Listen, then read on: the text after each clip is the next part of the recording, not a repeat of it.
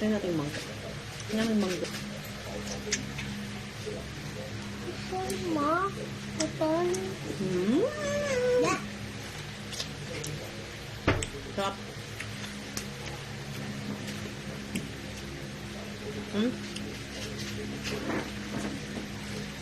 Huwag ka na ito.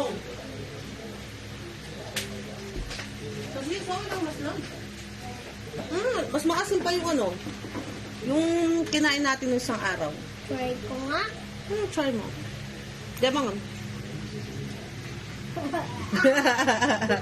Hindi daw maasim. Siyempre mag-yelo ko. Ay ayun yun. Nangingisay ako. Nangingisay ako. Bakit?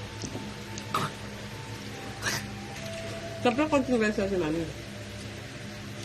Rasim? Sarap ng bundok ko. Wow, sarap. Rasim?